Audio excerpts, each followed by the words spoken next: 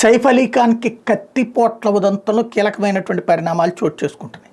ఏంటవి అంటే సైఫ్ అలీ ఖాన్ మీద దాడి చేసినటువంటి వ్యక్తిని ఆల్రెడీ పోలీసులు అరెస్ట్ చేశారు. 30 గంటల్లో పట్టుకున్నారు వాడిని.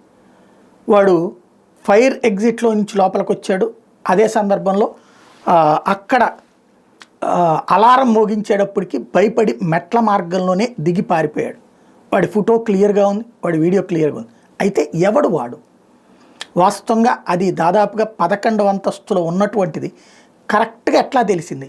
తైమూర్, భారతదేశాన్ని దోచుకోవడానికి వచ్చినటువంటి దుర్మార్గుడైనటువంటి రాజు పేరుని సైఫ్ అలీ ఖాన్ వాళ్ళ అబ్బాయికి పెట్టుకున్నాడు.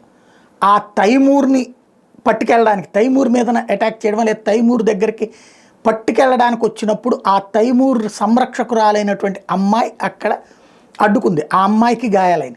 అంటే ఆ అబ్బాయి ఎక్కడుంటాడు, తైమూర్ ఎక్కడుంటాడు, అట్లాగే వాళ్ళ పిల్లలు ఎక్కడుంటారు, ఆ ఆయా వీళ్ళు ఎక్కడుంటారో అతనికి తెలుసు, నిందితుడికి.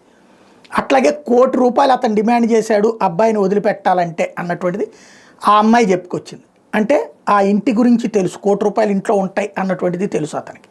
అట్లాగే ఫైర్ ఎగ్జిట్లో నుంచి వీళ్ళ ఇంట్లోకే రావడము తెలుసు, మెట్ల దారిలో దిగడము తెలుసు. అంటే తెలిసిన వాడే అన్నటువంటి కాన్సెప్ట్ ఇప్పుడు ప్రొజెక్ట్ అవుతుంది. ఫైనల్గా ఏం జరుగుతుంది, ఏం తేలుతుంది అనేది చూడాల్సి ఉంది.